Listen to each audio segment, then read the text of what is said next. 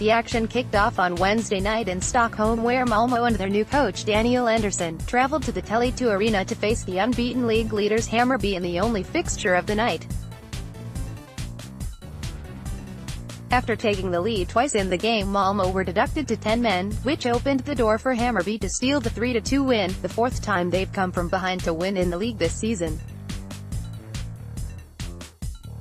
Soren Rieks opened the scoring for Malmo after 20 minutes when he blasted into an empty net before Nikola Jurdic leveled for Hammarby with a flicked header into the far post.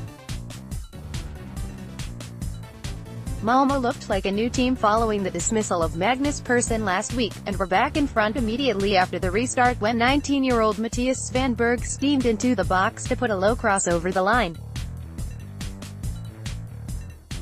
But Jurdic headed home his sixth goal of the season just after the hour mark, when fullback Simon Sandberg picked out the towering Serb at the back post. With 20 minutes remaining, Malmo's Lasse Nilsson was shown a second yellow card, and just 2 minutes after his dismissal, the league's high scorer Podiba was on hand to put Hammarby ahead for the first time in the game with a deft touch and finish.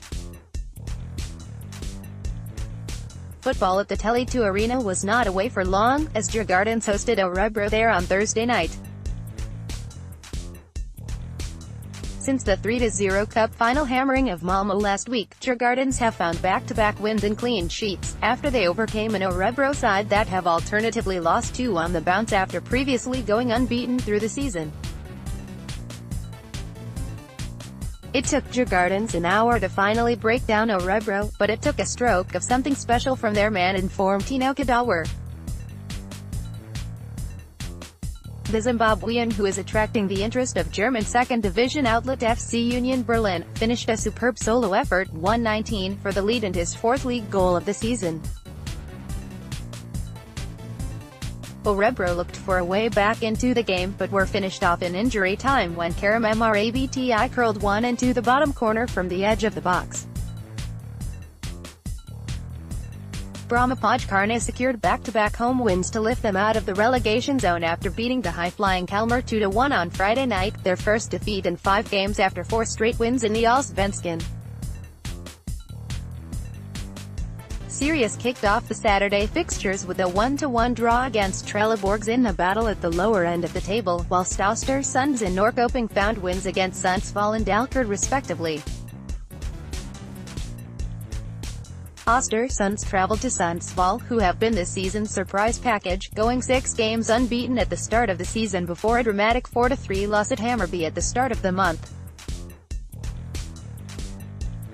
Former Middlesbrough youth player Curtis Edwards scored Östersunds' first goal of the game when he side-footed a low cross past the keeper with ease.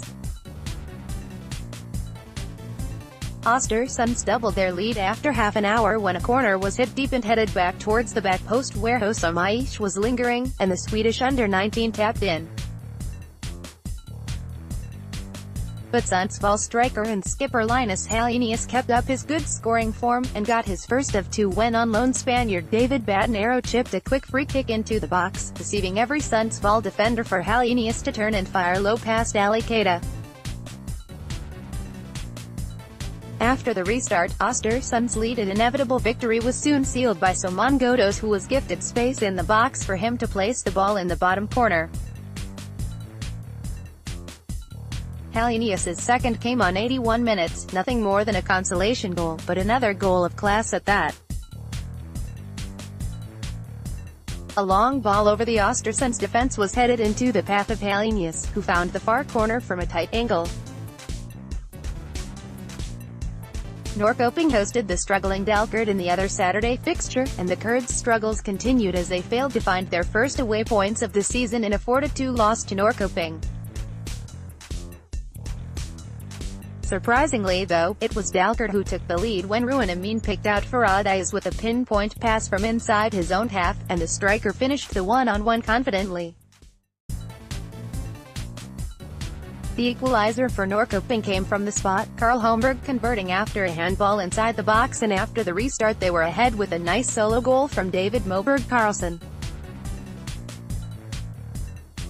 Dalkurd were back in the game on the hour through a Kebus easy header, but Norrköping's lead was restored, and their win settled by goals from Guðmundur Thorarensen and Simon Skrab. Hammarby and Malmo feature twice in round 9, and the two played on Sunday in the only two fixtures of the round's penultimate day. The season is only 10 games in, and already we have a two-horse title race emerging.